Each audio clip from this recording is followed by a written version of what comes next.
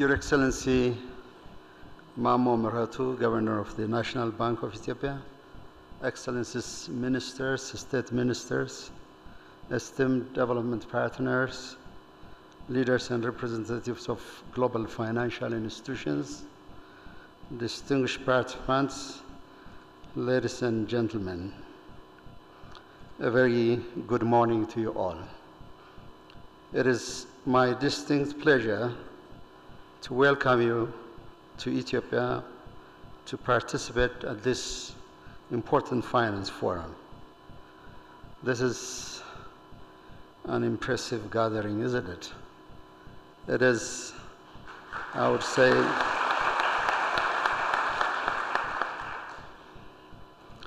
it is indeed, I would say, a clear testament to the growing interest in Ethiopia's financial progress and transformation.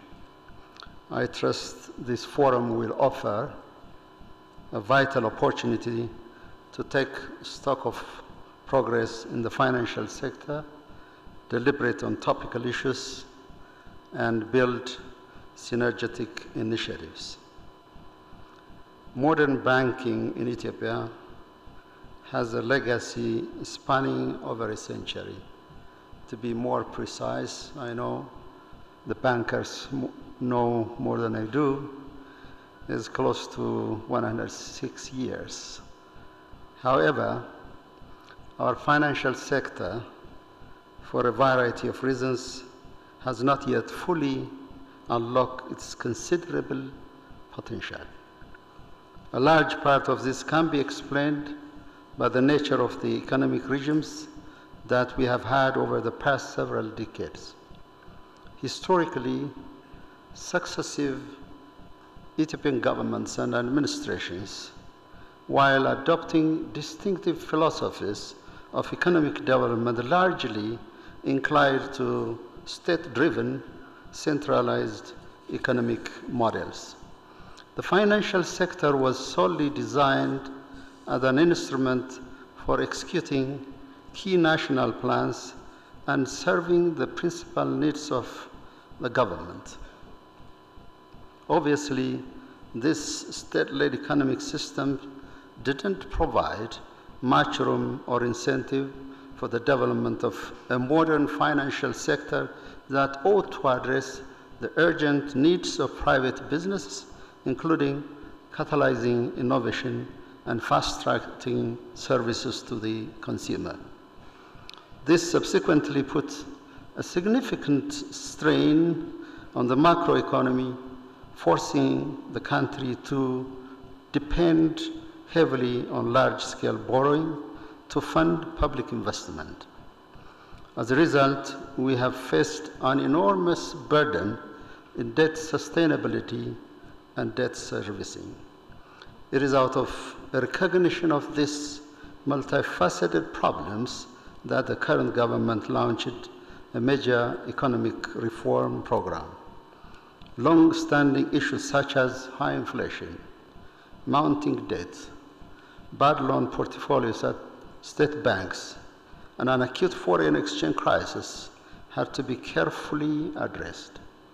This economic reform program aimed not only to correct these imbalances, but more critically, to prompt a more open, competitive, and private sector-led growth model that attracts foreign direct investment. More recently, Ethiopia unveiled a comprehensive macroeconomic reform program designed to address structural challenges and propel the country towards sustainable economic transformation. In light of this, three key elements of this comprehensive reform program has to be highlighted. I'm sure there will be an in-depth deliberation over the reform during the course of the 2 days discussion. The first one is the reform is being executed with meticulous planning, seamless coordination, and proper sequencing.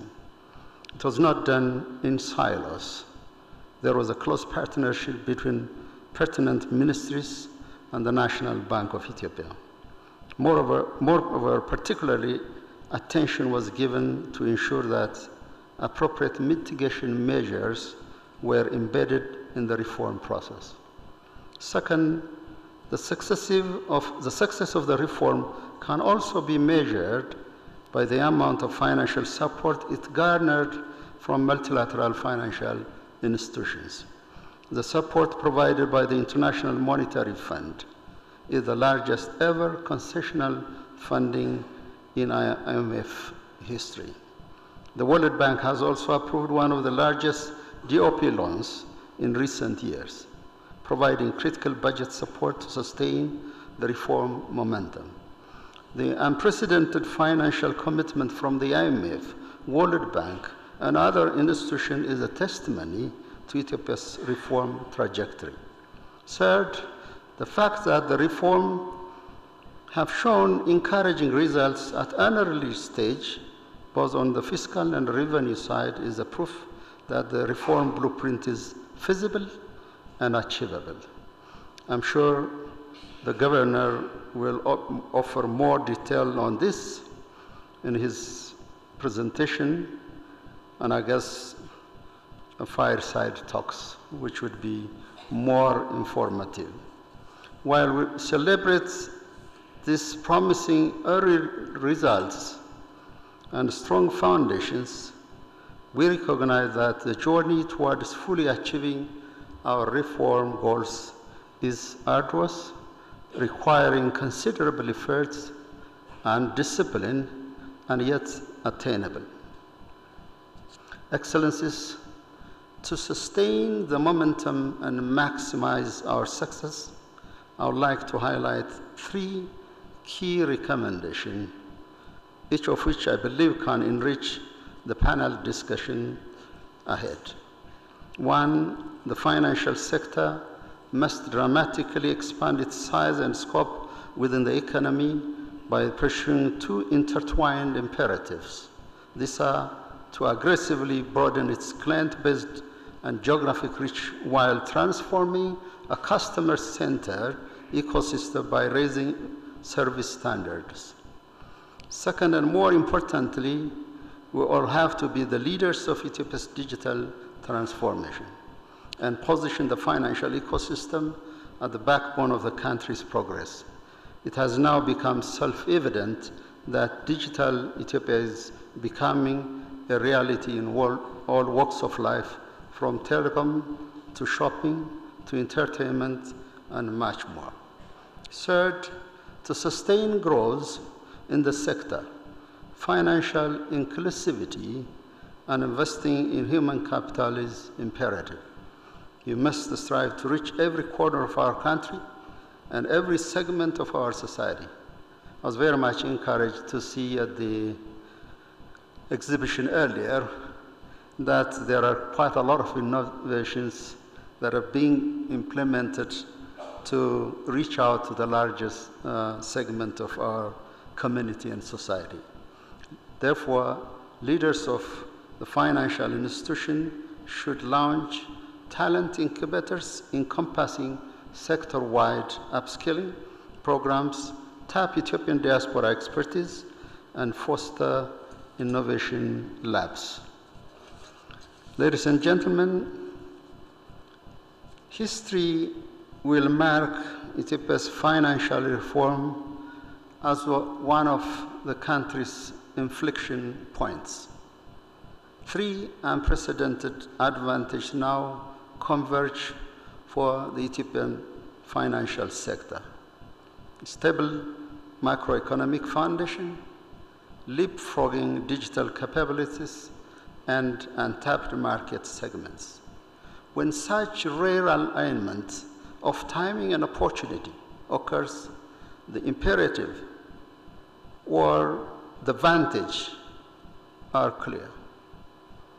Therefore, to seize this historic moment with both vision and vigor is indeed critical.